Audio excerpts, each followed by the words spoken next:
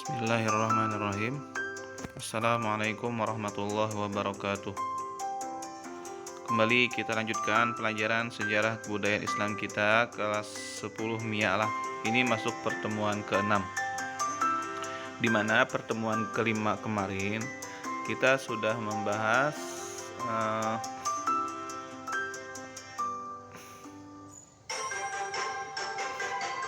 kehidupan penduduk Madinah sebelum adanya Islam. Berikutnya adalah substansi dakwah Rasulullah Shallallahu Alaihi Wasallam periode Madinah.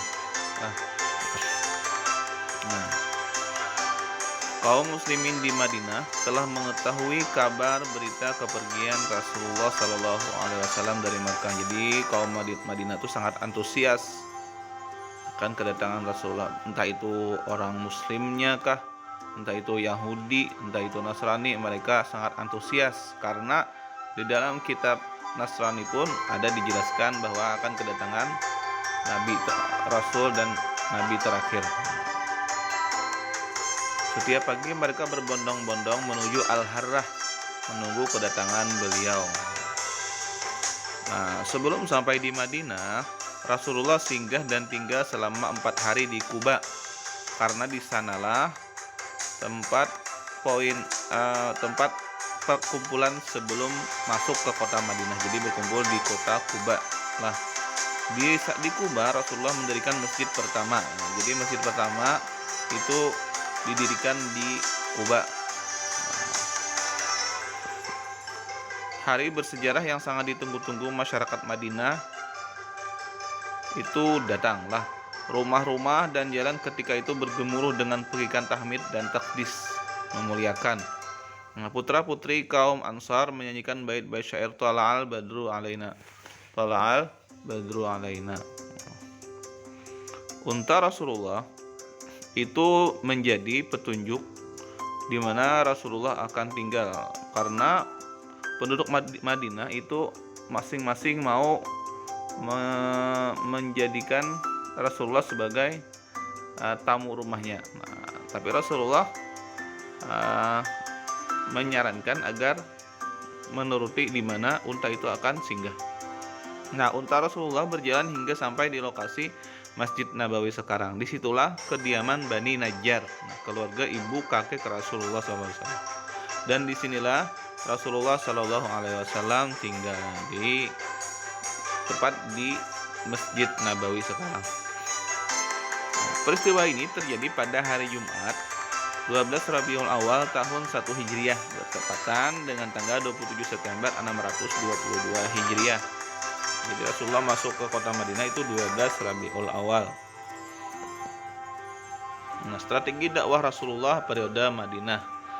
Cara dakwah Rasulullah berbeda dengan ketika berada di kota Mekah. Kenapa? Karena di Madinah itu masyarakatnya sudah banyak yang memeluk Islam, sudah banyak yang tertarik dengan Islam. Jadi dakwahnya beda lah. Kalau dulu sembunyi-sembunyi, sekarang ada 1 strateginya membangun masjid pertama. Rasulullah membangun masjid karena di sanalah nanti akan menjadi pusat perkembangan pengetahuan Islam. Kemudian mempersatukan suku Aus dan Khazraj. Bagaimana kita tahu, suku Aus dan Khazraj adalah suku yang sangat sering bertikai, dan mereka merupakan suku yang besar, penentu perkembangan penduduk Madinah itu ya suku Aus dan Khazraj. Jika mereka bersatu itu maka Islam akan semakin kuat. Ketiga, mempersaudarakan kaum muhajirin dan kaum ansar. Kaum muhajirin itu orang-orang Mekah, penduduk Mekah, Muslim Mekah yang hijrah ke Madinah, dan kaum ansar adalah penduduk Madinah yang menerima kedatangan kaum muhajirin. Dipersaudarakan. Ada ikatan saudara antara kaum muhajirin dan ansar. Tujuannya untuk apa? Ini karena penduduk kaum muhajirin, penduduk Makkah itu pergi meninggalkan harta benda mereka. Jadi mereka tidak membawa apa-apa, cukup hanya membawa pakaian seadanya. Nah, jadi dipersaudarakan dengan kaum Ansar hingga mereka bisa berbagi makanan dan materi sebagainya. Berikutnya penanaman nilai-nilai moral. Nah, yang terakhir adalah membentuk tatanan masyarakat. Kita bahas satu-satu lah. Membangun masjid. Nah, pada lokasi unta tersebut duduk, unta yang tadi duduk, Rasulullah memerintahkan mendirikan masjid. Nah, masjid pertama dulu didirikan, bukan masjid seperti kita sekarang, masjidnya sederhana lah. Nah, yang diberi nama Masjid Nabawi. Nah, beliau sendiri ikut serta dalam proses pembangunan. Nah, ini orang yang baik. Nah, jadi kalau memerintah itu paling tidak ikut juga dalam proses pelaksanaannya.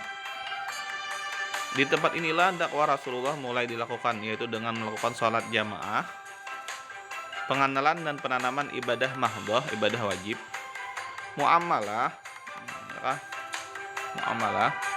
dan kegiatan-kegiatan keagamaan lainnya, sehingga wilayah di sekitar masjid menjadi ramai. Dengan begitu wilayah Madinah itu menjadi semakin maju. Ada dibangun jembatan-jembatan penghubung, jalan-jalan raya dibangun, sehingga wilayah Madinah dan sekitar Masjid Nabawi itu menjadi sangat makmur. Keadaan semakin membaik hingga Madinah menjadi kota terbesar di Jazirah Arab. Pada masa ini, masyarakat Muslim berkembang menjadi masyarakat besar dan berkuasa.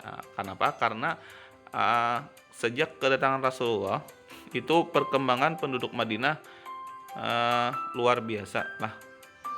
Dan mereka tidak lagi saling berperang. Nah, yang dirugikan siapa? Yang dirugikan adalah kaum Yahudi. Nah, kenapa? Karena mereka tujuan awalnya kan untuk memecah belah penduduk Madinah. Sejak datang Rasulullah, kaum suku Aus dan suku Khazraj itu bersatu, sehingga perekonomian semakin maju dan kaum Yahudi semakin ditinggalkan dan semakin menjadi minoritas di mana aja lah. Jadi kaum yang menjadi musuh besar Islam itu sejujurnya ada dua. Yang pertama adalah yang kita kenal dengan komunis. Nah, yang kedua ada komunis itu berkembang di Asia, utamanya di daerah Cina. Nah, itu komunis. Sedangkan yang kedua adalah Yahudi. Nah, Yahudi ini berkembang di Eropa, utamanya di Amerika. Ini jadi dua kepercayaan ini yang paling berbahaya terhadap Islam. Yang kedua, mempersatukan suku Aus dan Khazraj. Nah, dua suku ini sering bertikai lah. Kadang menang suku Aus, Khazraj jadi bawahan. Kadang menang suku Khazraj, suku Aus yang jadi pesakitannya. Nah, sejak ada Rasulullah, mereka disatukan dan kemudian melebur menjadi kaum Ansar yang menolong hijrahnya Rasulullah. Jadi tidak ada lagi istilah saling bertikai antar saudara. Berikutnya adalah mempersaudarakan kaum Muhajirin dan kaum Ansar. Rasulullah melakukannya sebagai sebuah tindakan besar yang menunjukkan persaudaraan berdasarkan agama bisa sejajar dengan persaudaraan yang berdasarkan darah. Lah, meskipun mereka tidak sedarah, tapi mereka sangat peduli sesama saudaranya. Lah, angkatan saudara, yang jadi kakak angkat, kakak adik angkat. Nah, itu istilahnya saudara seagama. Nah, sehingga suasana menjadi lebih damai dan aman. Ini luar biasa lah.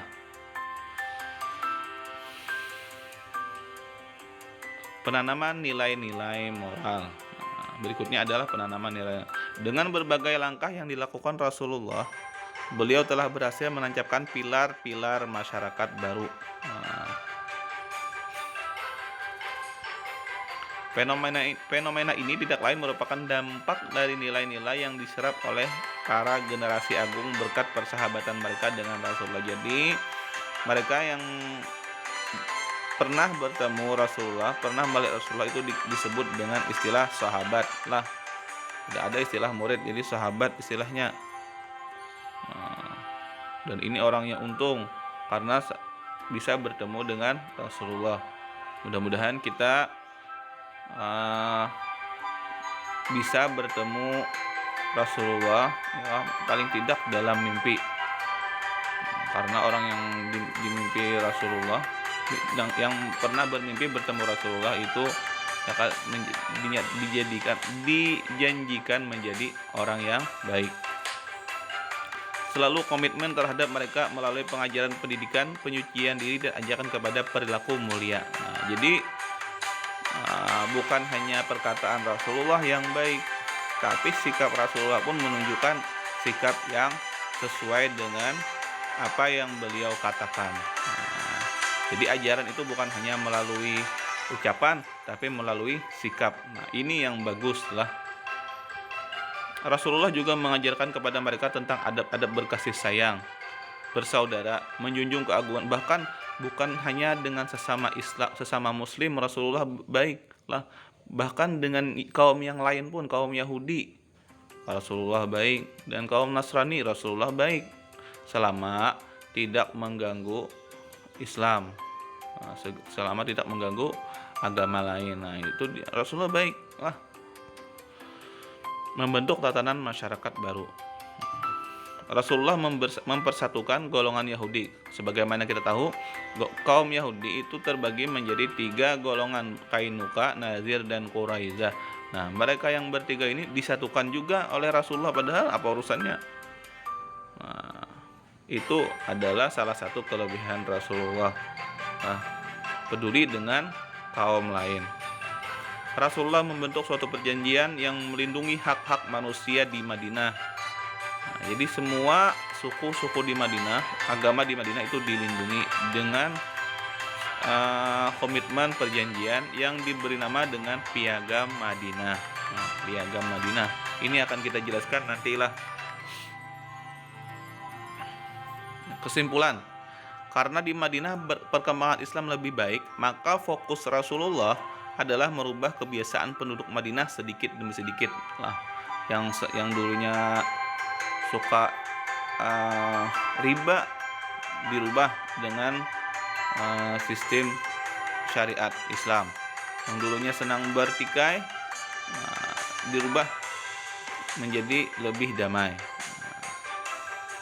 Berikutnya, persaudaraan Muhajirin dan Ansar merupakan bukti hebatnya strategi dakwah Rasulullah.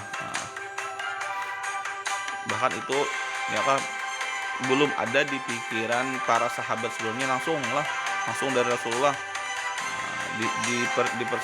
dipersaudarakan antara pian bersaudara dengan ini. Dan kaum Ansar menerima, suka hati menerima mereka lah.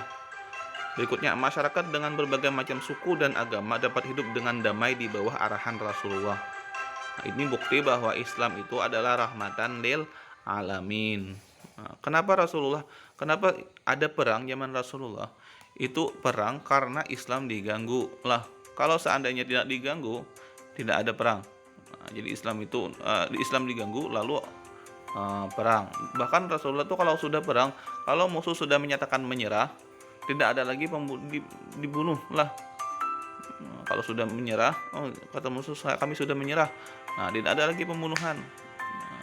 Karena mereka sudah tunduk dengan Islam. Walaupun mereka tidak masuk Islam, tidak apa-apa. Yang penting sudah tunduk dengan Islam. Dakwah Rasulullah di Madinah hanya berlangsung selama 10 tahun. Nah, tidak lama lah, karena yang lama itu di Makkah. Sekian dari Bapak. Mudah-mudahan yang sedikit ini dapat memberi manfaat lawan pian semualah. Billahi taufiq wal hidayah. Assalamualaikum warahmatullahi wabarakatuh.